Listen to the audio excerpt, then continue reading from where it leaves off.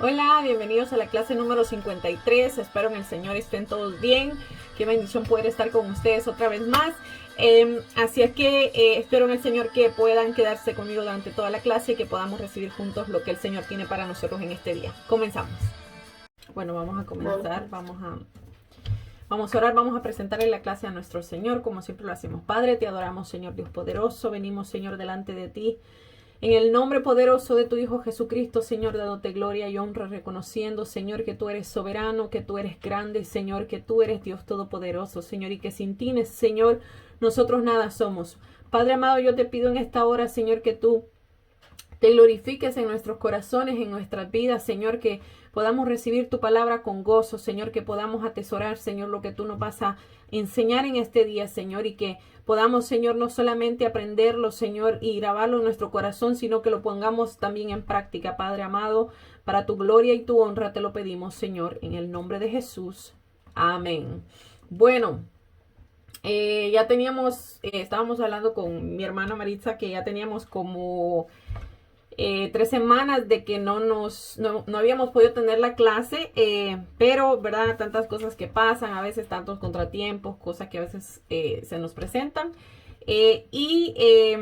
Pues gracias al Señor pudimos ya volver a retomar. Esperamos en el Señor que podamos seguir corrido, porque sí, de repente tal vez nos perdemos donde estábamos, ¿verdad? Aprendiendo. Vamos secuencialmente viendo el libro de Primera de Samuel.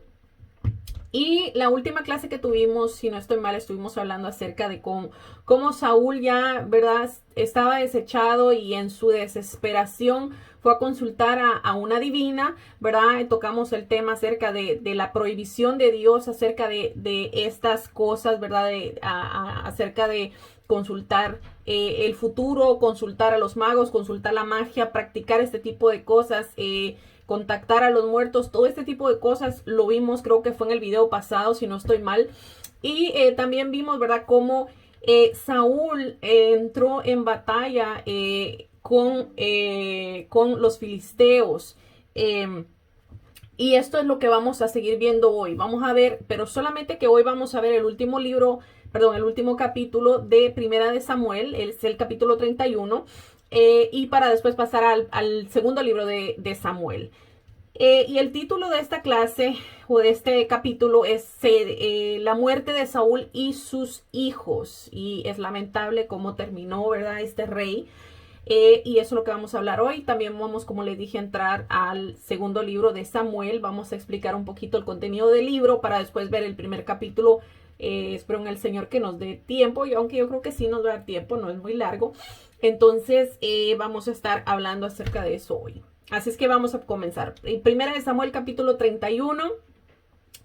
Y esta historia también se encuentra en Primera de Crónicas, capítulo 10, 1 al 12, que vamos a estar como repasando, creo yo, todo lo acontecido, los hechos principales, ¿verdad?, que también se mencionan en el libro de Primera de Crónicas. Y eso obviamente va a ser más después, porque todavía estamos en el libro de Samuel. Pero vamos a comenzar. Dice el capítulo 1, los filisteos pues pelearon contra Israel, y los de Israel huyeron delante de los filisteos y cayeron muertos en el monte de Gilboa.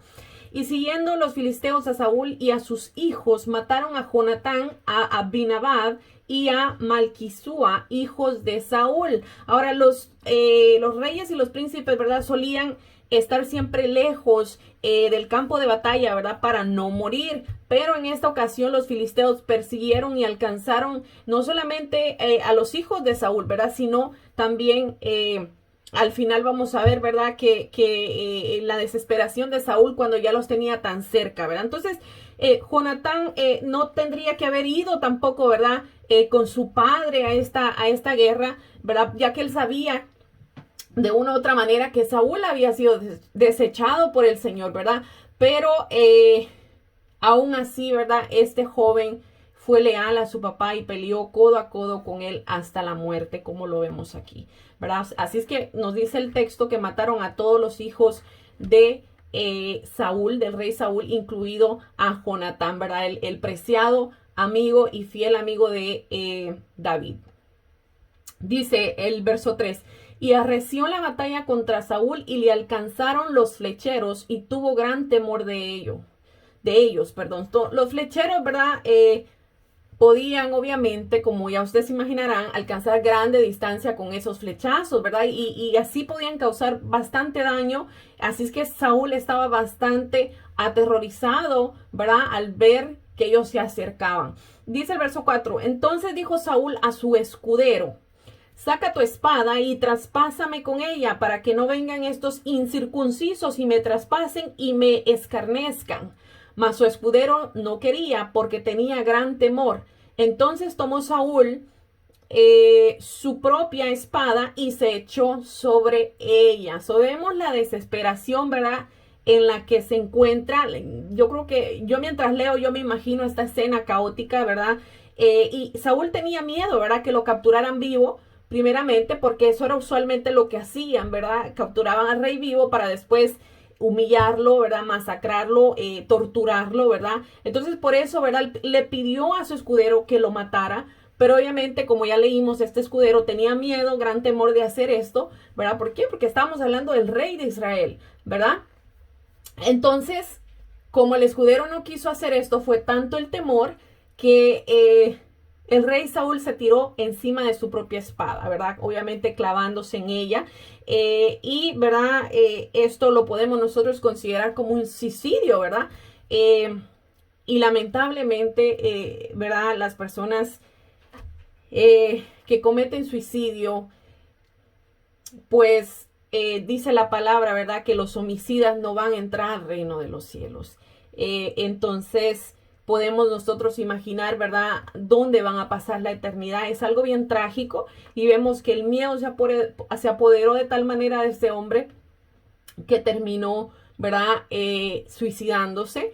En algunos capítulos más adelante vamos a ver otro testimonio, por decirlo de una manera, de qué aconteció con Saúl, aunque no se sabe si es lo que es la verdad acerca de su muerte, es que él se suicidó, ¿verdad? Se echó sobre su espada o si alguien terminó de matarlo, ¿verdad? Pero lo que sea, lo que vamos a leer más adelante, pues si él no se suicidó, por lo menos podríamos decir que planificó su muerte, ¿verdad? Lo que viene siendo lo mismo, ¿verdad? Pero es algo muy trágico.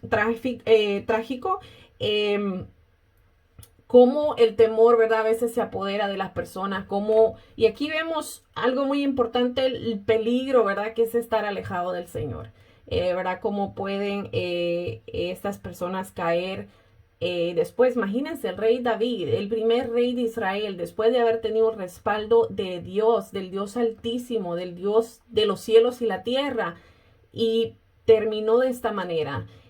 ¿Verdad? ¿Por qué? Porque estaba viviendo alejado del Señor, ¿verdad? Y esto debe ser una advertencia para nosotros también, ¿verdad? Y para que nosotros sepamos que fuera de Dios no podemos hacer nada. Tenemos que poner a Dios siempre delante de nosotros en todos nuestros planes, en todos nuestros caminos, para que sea Él con su Espíritu Santo quien nos dirija, ¿verdad? Y así podamos nosotros descansar en la paz del Señor, ¿verdad? Que esa es la única paz que nos va a nosotros mantener con fe viviendo en estos tiempos tan tristes en los que estamos viviendo, porque está aconteciendo tanta cosa, y lo dice la Biblia también, que en los últimos tiempos, a causa de la maldad, el amor de muchos se va a enfriar, ¿verdad? Y eso lo estamos viendo ya hoy en día, y son tiempos malos realmente, y esto nos debe a nosotros motivar, ¿verdad? Siempre estar confiando en el Señor, viviendo en su paz, viviendo en su amor, porque es la única manera en la que nosotros vamos a poder llevar una vida, podría decirse, tranquila, ¿verdad?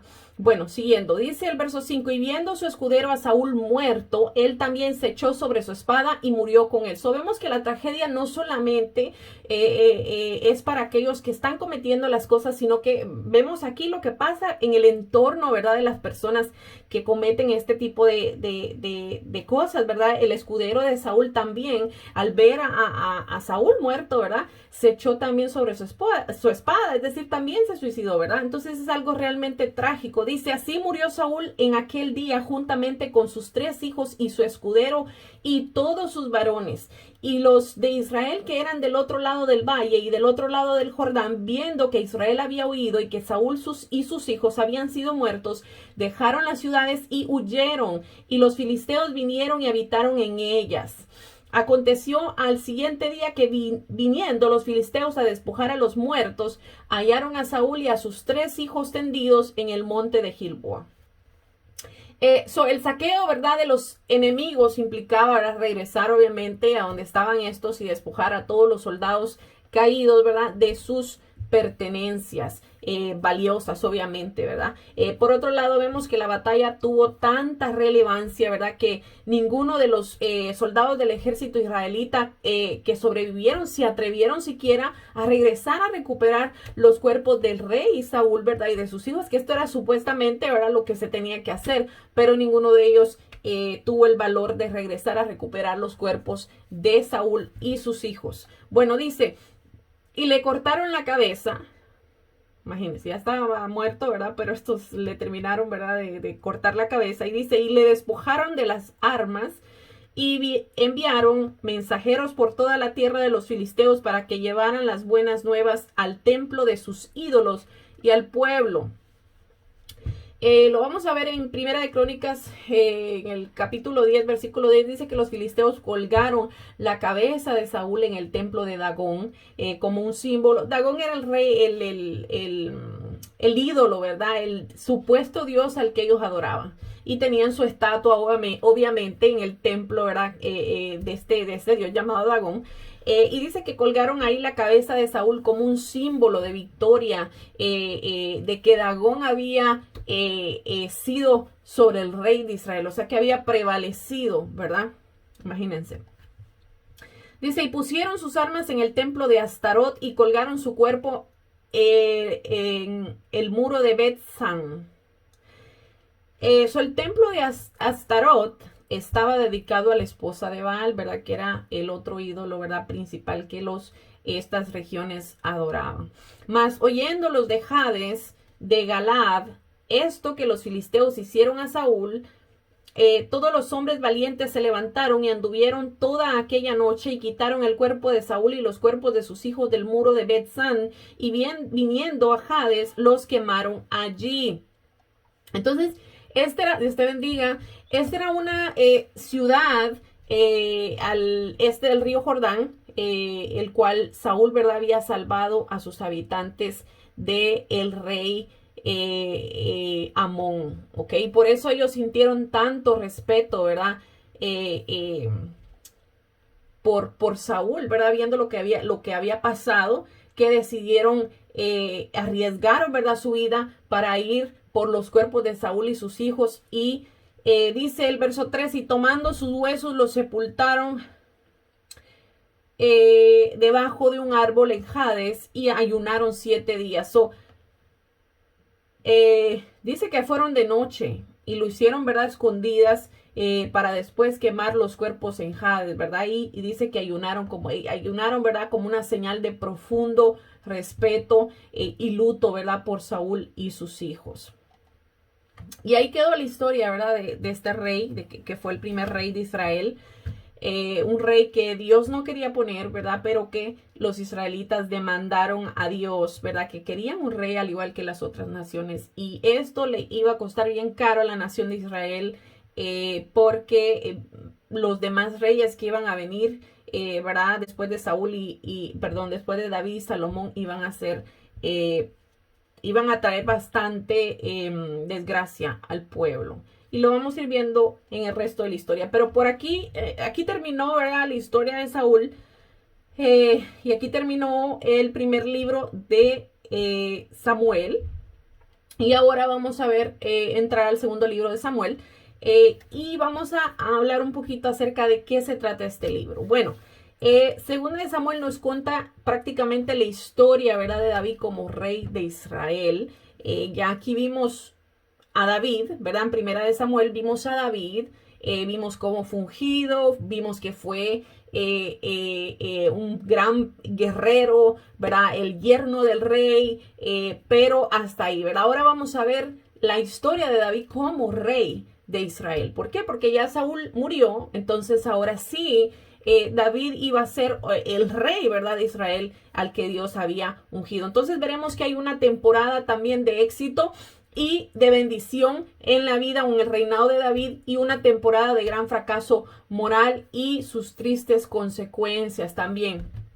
¿Por qué? Porque aunque dice la palabra, ¿verdad?, que David era un hombre conforme al corazón de Dios, pero aún con todo y eso, ¿verdad?, David también cometió errores, ¿verdad? Así es que esto nos sirve a nosotros de lección para que cuando veamos una persona cristiana, ¿verdad?, que se supone, ¿verdad?, que tenemos que tener una conducta más apropiada, ¿verdad?, delante de las personas y de Dios, que las demás personas que tal vez no conocen del Señor. Pero aún con todo y eso no somos perfectos, aún con todo y eso nosotros cometemos errores, aún con todo y eso somos humanos, tenemos nuestro carácter, tenemos nuestras debilidades. Y yo he oído esta frase muchas veces diciendo, bueno, y eso que es cristiano, y lo he dicho muchas veces, ¿verdad? El hecho que nosotros seamos cristianos, que tengamos conocimiento de la palabra, no nos hace a nosotros,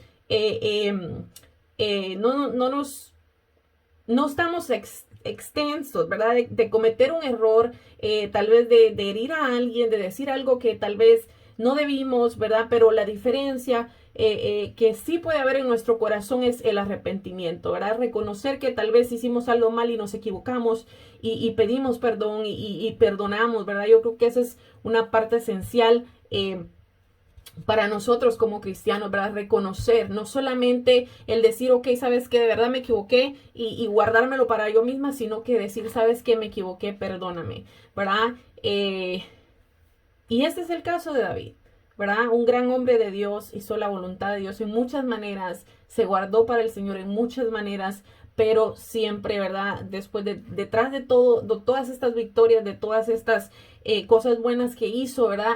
Por el Señor también hubieron errores, hubieron cosas que hizo que no estuvieron bien, y eso es lo que vamos a ver, ¿verdad? Por eso les decía yo que vamos a ver la temporada de éxitos, pero también vamos a ver la temporada, ¿verdad?, de fracaso moral, y no solamente eso, sino las consecuencias, ¿verdad?, de este pecado, ¿verdad?, que él cometió. Bueno, vemos que en 2 de Samuel, ¿verdad?, continúa después de la muerte de Saúl, lo vamos a ver, y David compone un poema, lo vamos a ver, en donde lamenta la muerte del hombre que intentó matarlo, ¿verdad?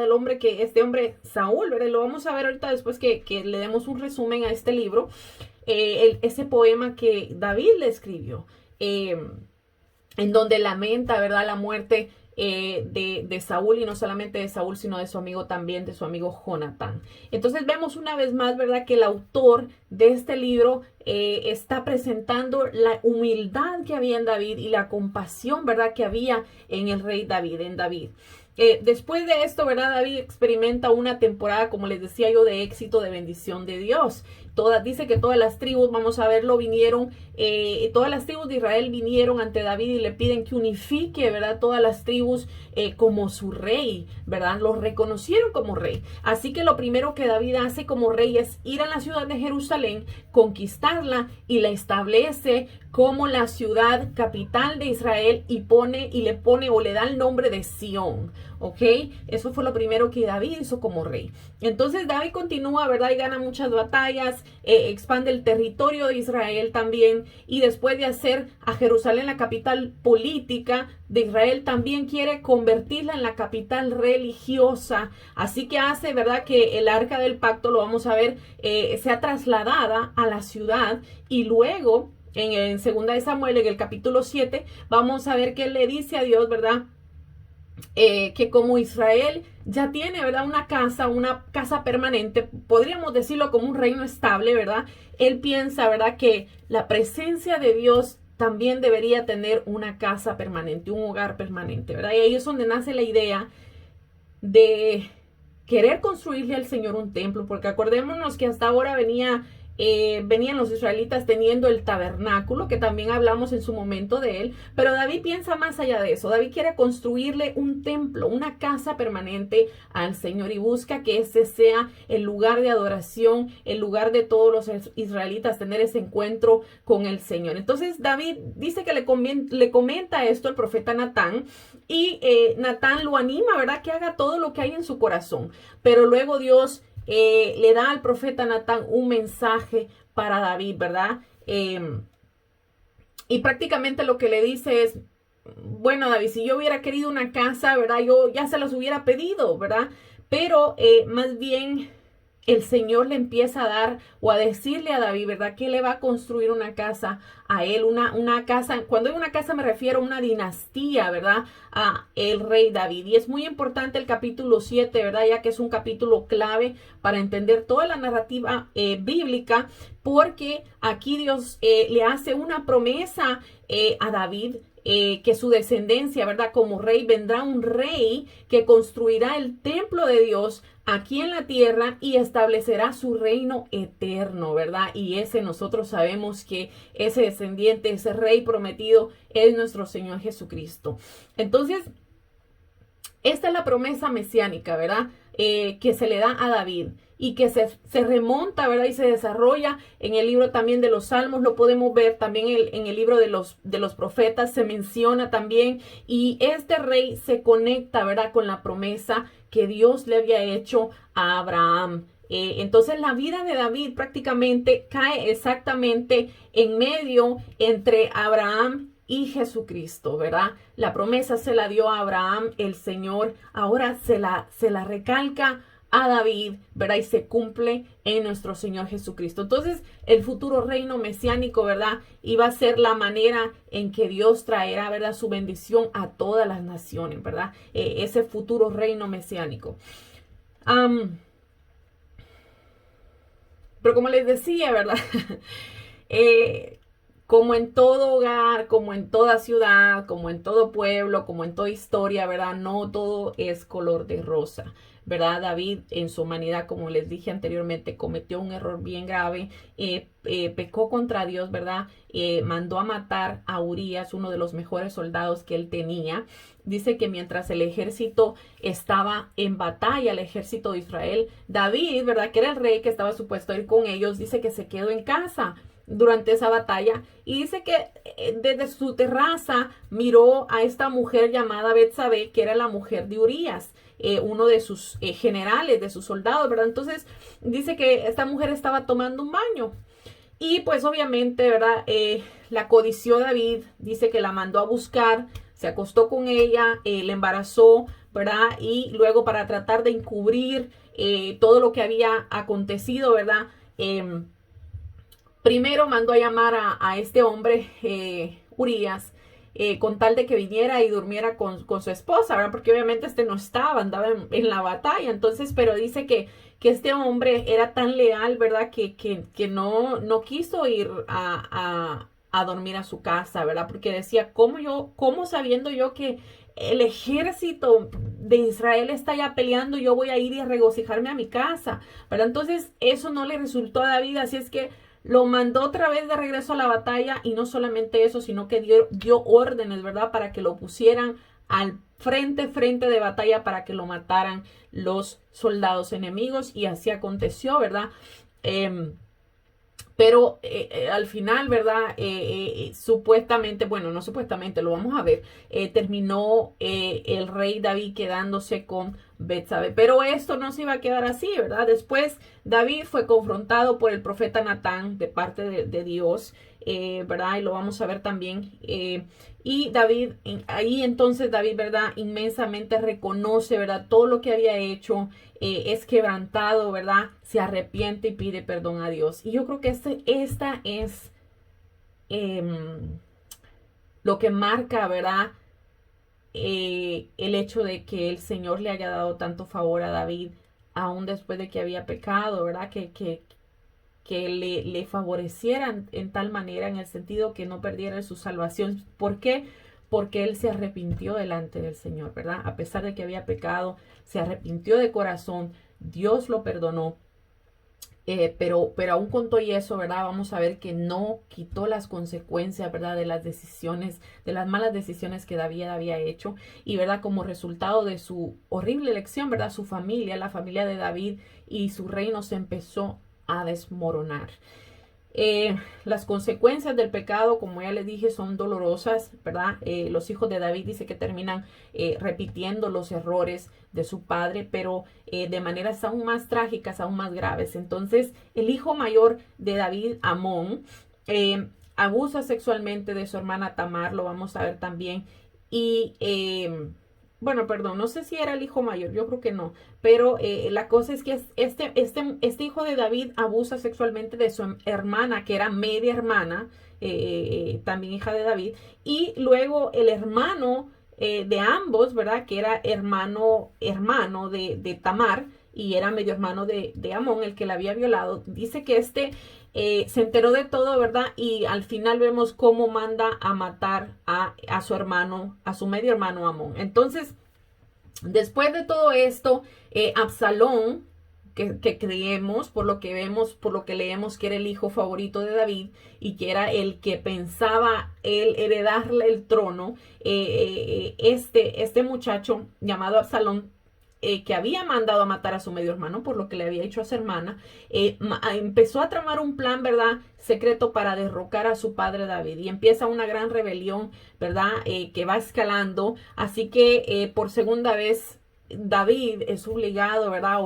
A huir de su propio hogar y a esconderse en el desierto. Pero la diferencia, ¿verdad? Entre esta huida y la huida que tuvo anteriormente cuando Saúl lo perseguía es que ahora David no era inocente, ¿verdad? Era culpable de todo lo que estaba sucediendo, ¿verdad? Entonces, la rebelión lamentablemente terminó cuando el hijo de David, Absalón, es asesinado y esto rompe el corazón de David. Lo vamos a ver ese capítulo donde él llora amargamente por su hijo e incluso tiene que entrar el general, ¿verdad? Del ejército a decirle, ¿verdad? Que ya pare, ¿verdad? Porque este muchacho lo estaban persiguiendo prácticamente para matarlo y ellos hicieron justicia al rey y el rey en vez de alegrarse, ¿verdad? Pero ¿y cómo se iba a alegrarse? Era su hijo, ¿verdad? Pero prácticamente le estaba diciendo a este hombre que los estaba poniendo en vergüenza, ¿verdad? Al alegrarse más, al estar triste por la muerte de su enemigo, ¿verdad? Y no alegrarse de la victoria que habían tenido. Pero eso obviamente era su hijo, ¿verdad? Y nos podemos imaginar cómo lo quería, porque según lo que vamos a leer, era el hijo favorito de David, era como él, era como David, ¿verdad? Era un hombre guerrero, era un hombre decidido, ¿verdad? Y eso tuvo mucho que ver. Bueno, entonces los últimos días de David lo encontramos de vuelta en el trono, pero como un hombre quebrantado. Está herido, ¿verdad? Por las consecuencias desastrosas, ¿verdad? De su pecado.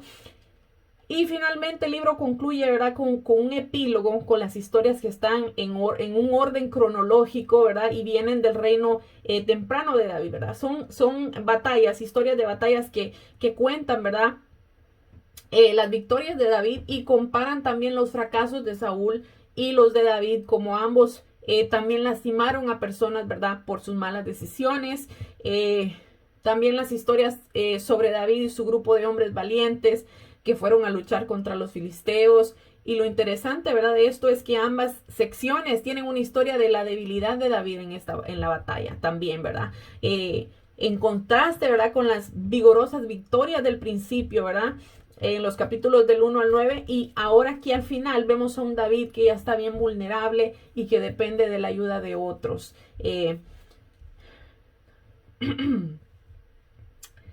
También al final hay dos poemas que funcionan como memorias y David reflexiona sobre su vida, ¿verdad? Y él recuerda los tiempos donde Dios en su gracia lo rescató del peligro y él mira esto como un momento, ¿verdad? En el que Dios fue fiel a su promesa y al pacto hacia él que había hecho con él, ¿verdad? Y su familia. Dice que el poema concluye, ¿verdad? Al recordar la esperanza de la promesa de Dios de un rey venidero que establecerá ese reino eterno, ¿verdad? Y estos poemas y la promesa de Dios están conectados también al poema de Ana al principio del libro de Primera de Samuel. Si nos acordamos un poquito de ello, creo que lo tocamos. Entonces, vemos que en los temas del libro, a pesar de la maldad de Saúl, ¿verdad? y David, ¿verdad? Los errores que cometió, Dios siguió obrando en sus propósitos, ¿verdad? Redentores. A pesar de los errores, ¿verdad? Dios no se detiene en su plan. Y Dios se opuso, ¿verdad? A la arrogancia de estos reyes, ¿verdad? Pero exaltó, a pesar de que se opuso a la arrogancia de David y también a la de Saúl, pero exaltó a David, ¿verdad? ¿Por qué? Porque este se humilló, ¿verdad? Lo contrario de Saúl. Entonces, así que la esperanza, ¿verdad? Futura. De esto, ¿verdad? Va más allá de David, ¿verdad? Se remonta, ¿verdad? Esa esperanza hacia ese rey mesiánico, ¿verdad? Que sabemos que es nuestro Señor Jesucristo. Entonces el libro termina con una bella conclusión que reflexiona lo bueno y lo malo de la vida de David, generando la esperanza, como les decía yo, de un futuro rey, ¿verdad? Que vendrá del linaje de David. Entonces este libro ilustra, ¿verdad? De un modo más profundo a través del reinado, de la vida de David, de las consecuencias, ¿verdad? También y de las condiciones también del pacto para Israel, como la expuso, ¿verdad? Moisés en el libro de Deuteronomio, ¿verdad? ¿Qué dijo? ¿Qué le dijo Moisés? ¿Verdad? ¿Qué dijo Dios a Moisés, verdad? Para el pueblo. Bueno, la obediencia, ¿verdad? Del pacto da resultado a las bendiciones de Dios, ¿verdad? Que fue el principio, ¿verdad? De este reinado de David, pero también el descuido de la ley, el descuido de la palabra de Dios produce maldiciones y juicio. Y de esto es lo que se refleja, ¿verdad? En este reinado de David. ¿Por qué? Porque comenzó muy bien, haciendo la voluntad de Dios, ¿verdad? Y Dios lo prosperó y Dios prosperó al pueblo, pero, ¿verdad? Se descuidó y obviamente vinieron las maldiciones y el juicio, ¿verdad? Del Señor. Bueno, vamos a empezar entonces. Ese fue el resumen de todo el libro de 2 de Samuel. Así es que ahora vamos a entrar a ver historia por historia. Este es el capítulo 1 de Samuel. Y dice, David oye de la muerte de Saúl. Como se recordarán, les dije, sigue la historia, ¿verdad? De lo que habíamos ya leído en el capítulo anterior. Entonces dice, aconteció después de la muerte de Saúl que vuelto David de la derrota de los amalecitas estuvo 2 días en Siclag. Al tercer día sucedió que vino uno del campamento de Saúl, roto sus vestidos y tierra sobre su cabeza, y llegando a David se postró en tierra e hizo reverencia. Acordémonos, esta es la continuación. Estábamos hablando de que Saúl estaba en batalla y que se echó sobre su espada al final, ¿verdad? Que también sus hijos fueron muertos. Entonces este hombre venía corriendo del campamento de Saúl y dice que traía sus vestidos rotos, ¿verdad? Y tierra sobre su cabeza. Esto era como una señal, ¿verdad? De luto, de impotencia, de tristeza, ¿verdad? Entonces dice que cuando llegó donde David se postró a tierra, ¿verdad? Hizo gran reverencia y dice, y le preguntó David, ¿de dónde vienes? Y él le respondió, me he escapado del campamento de Israel. David le dijo, ¿qué te ha acontecido? Te ruego que me lo digas.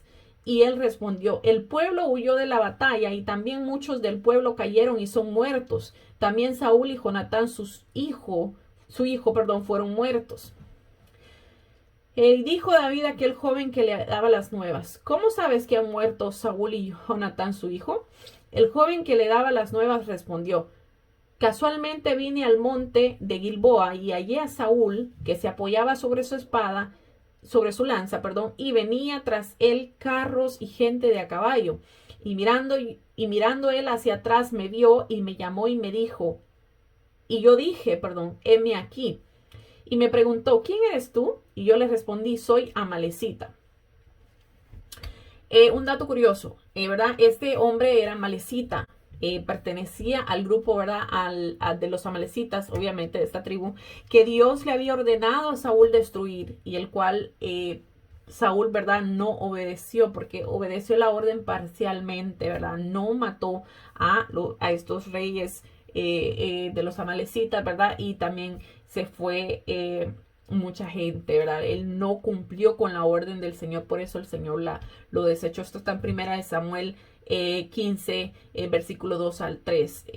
El Señor mandó, ¿verdad? A Saúl que destruyera a los amalecitas y no lo hizo. Bueno, siguiendo con el relato, dice, él me volvió a decir, este es el muchacho, ¿verdad? Que le había traído las nuevas, las noticias a David acerca de Saúl. Dice que le dijo, él me volvió a decir, te ruego que te pongas sobre mí y me mates, porque se ha apoderado de mí la angustia, pues mi vida está aún toda en mí. Este es Saúl, ¿verdad? Diciéndole esto a este muchacho, que lo matara, ¿verdad? Entonces dice, yo entonces me puse sobre él y le maté, porque sabía que no podía vivir después de su caída, y tomé la corona que tenía en su cabeza y la argolla que traía en su brazo, y las he traído acá a mi señor. Bueno, al decir esto, obviamente el amalecita, ¿verdad? Estaba reconociendo que había asesinado al rey Saúl, primeramente, ¿verdad?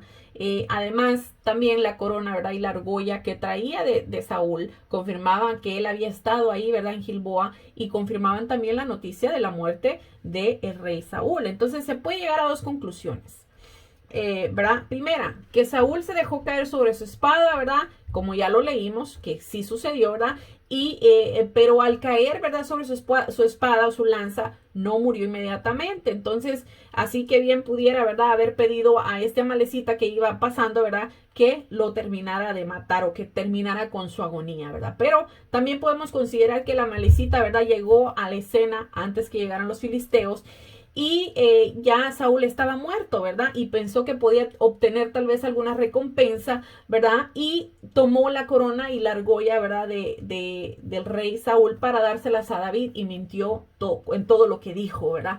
Pero sea como sea, este muchacho pobre, ¿verdad? No se fue limpio. Vamos a ver qué pasó. Dice, entonces David haciendo de sus vestidos los rasgó, y lo mismo hicieron los hombres que estaban con él. Acordémonos que el hecho de rasgar sus vestidos era una señal de dolor, ¿ok? Primeramente. Entonces dice, y oraron y lamentaron y ayunaron hasta la noche por Saúl y por Jonatán su hijo, por el pueblo de Jehová y por la casa de Israel, porque habían caído a filo de espada. Repito, ¿verdad? Cuando dice aquí que ayunaron, lo hacían por demostrar, ¿verdad?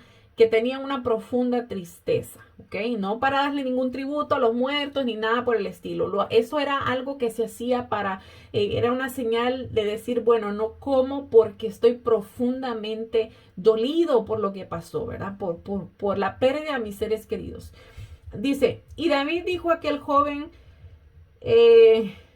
que le había traído las nuevas, ¿de dónde eres tú? Y él respondió, yo soy hijo de un extranjero amalecita.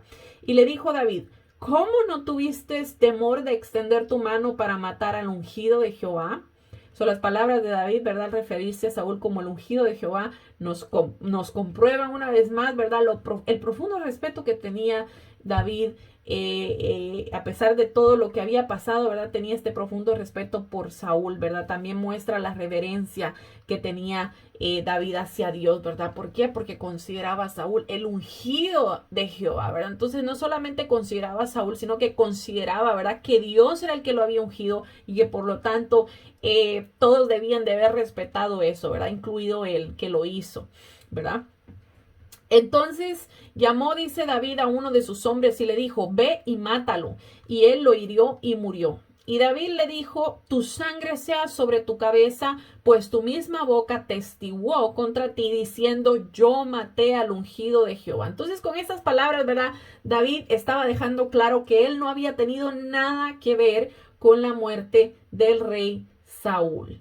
¿Ok? Y aquí es donde entra, ahí dice que se divide el capítulo y hay un encabezado y dice David endecha a Saúl y a Jonatán. Endechar es una canción triste o un lamento, eso es lo que significa. Entonces dice el verso 17, y endechó David a Saúl y a Jonatán su hijo con esta endecha, o sea, con esta canción triste, ¿verdad? Con este lamento triste, ¿verdad? Y dijo que debía enseñar a los hijos de Judá. He aquí que está escrito en el libro de Geser. O sea, aquí estaba David diciendo, ¿verdad? Que le tenían que enseñar a los hijos de Judá, ¿verdad? Lo que había pasado, ¿verdad? Y aquí menciona al libro de Geser. El libro de Geser, también conocido como el libro de los justos, se menciona también en Josué 10:13. Y no se ha descubierto aún este libro, pero se cree que sería como una recopilación, ¿verdad? De las grandes obras de Dios en medio de su pueblo. Bueno, dice, El verso 19, ha perecido la gloria de Israel sobre las alturas, cómo han caído los valientes. No lo anunciéis en Gad, ni des las nuevas en las plazas de Ascalón, para que no se alegren las hijas de los filisteos, para que no salten de gozo las hijas de los incircuncisos.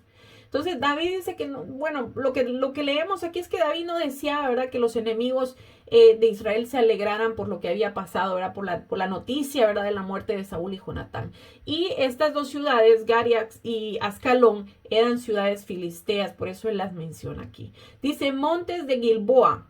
Gilboa había sido el lugar, ¿verdad?, donde había muerto el rey Saúl y Jonatán. Dice, ni rocío ni lluvia caiga sobre vosotros, ni seáis tierras de ofrendas, porque ahí fue desechado el escudo de los valientes, el escudo de Saúl, como si no hubiese sido ungido con aceite.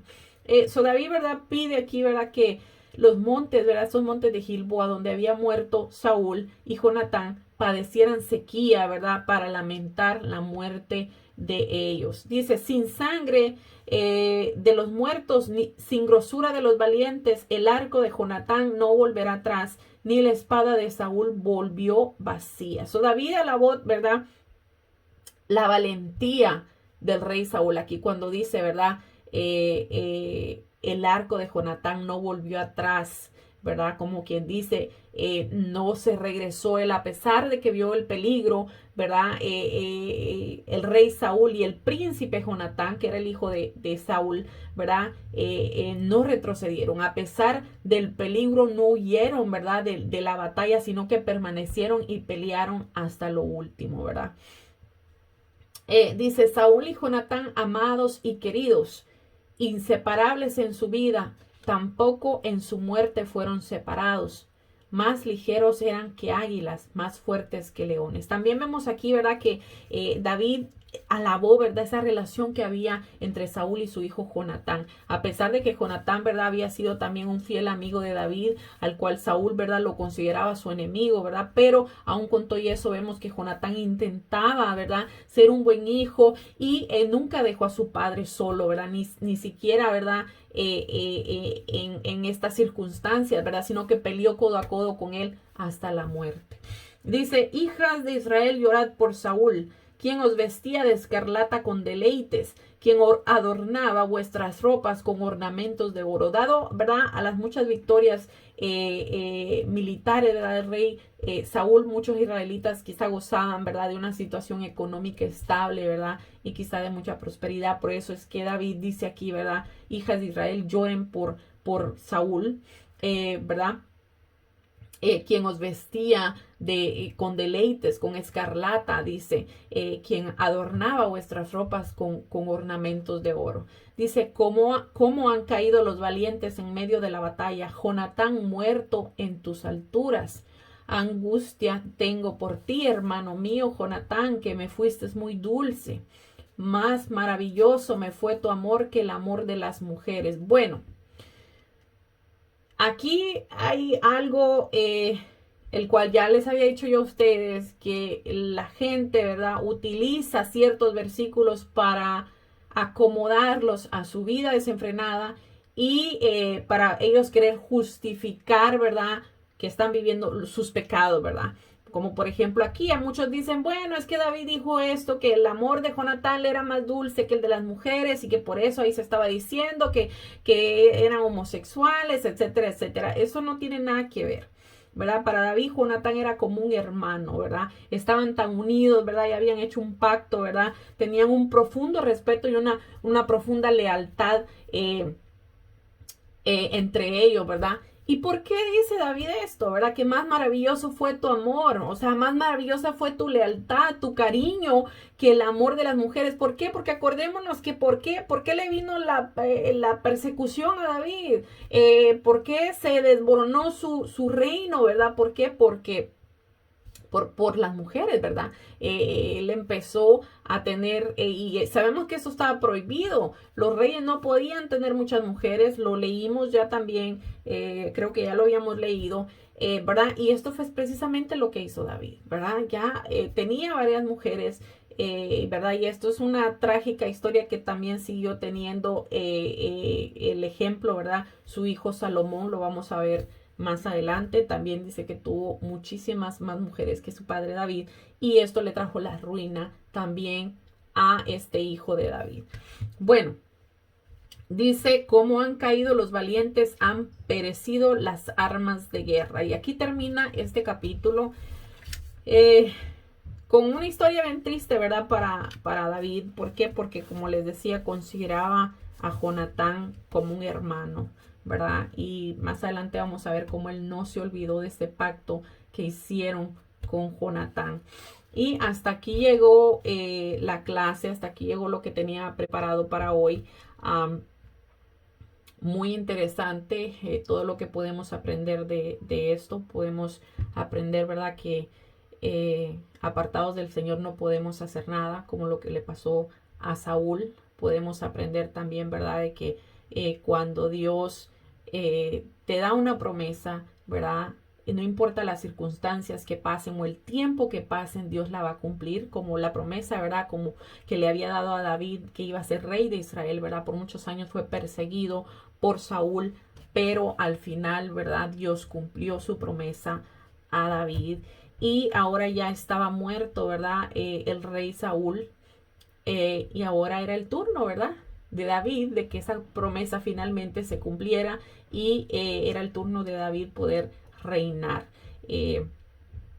Vamos a ver, vamos a seguir viendo, ¿verdad? Estas historias acerca de la vida de David en los capítulos que vienen. Así es que espero en el Señor que puedan seguir escuchando las clases, ¿verdad?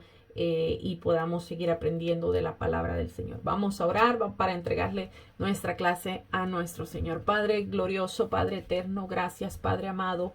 Gracias, Señor Dios poderoso, porque nos ha permitido, Señor, llegar hasta el final de esta clase, Señor, porque tú permitiste que tuviéramos, Señor, este rato juntos, Señor, que pudiéramos tener, Señor, esta clase, Señor, que pudiéramos aprender un poquito más de tu palabra, Señor. Sabemos, Padre amado, que a su tiempo, Señor, tu palabra va a dar fruto en nuestra vida, Señor. Quizá ahora no lo veamos, Señor, pero algún día, Señor, en alguna circunstancia nos vamos a acordar, Señor, de todo esto que hemos aprendido, Señor, para que nos fortalezcamos en la fe, Señor, para que así como David padeció tanta persecución, Señor, pero esperó en ti, Señor, así también nosotros cuando pasemos, Señor, por momentos difíciles, cuando seamos, Señor, atacados, Señor, quizá por alguien, Señor Dios poderoso, que nosotros nos acordemos que David, Señor, esperó en ti, Señor, y que tú le hiciste justicia, Señor, y que tú cumpliste tu promesa, Señor, en su vida. Padre Santo, te pido, Señor, por cada una de las personas que van a recibir estas clases, Señor, que hagas rema, Señor, tu palabra en cada uno de sus corazones, Señor, y que siempre tengamos en memoria, Señor, tu amor y tu fidelidad, Señor, y que siempre tengamos en memoria, Señor, que fuera de ti, como dice tu palabra, nada podemos hacer. Padre amado, nos despedimos, Señor, dándote gracias, dándote gloria y honra, Señor. Gracias, Padre amado, en el nombre de Jesús. Amén. Bueno, que Dios me los bendiga, que Dios me los guarde, y si Dios permite, nos vemos el sábado que viene. Y si no nos podemos ver el sábado que viene, entonces vamos a tratar de agarrar un día entre semana quizá para poder hacer la clase. Así que Dios me los bendiga. Nos vemos.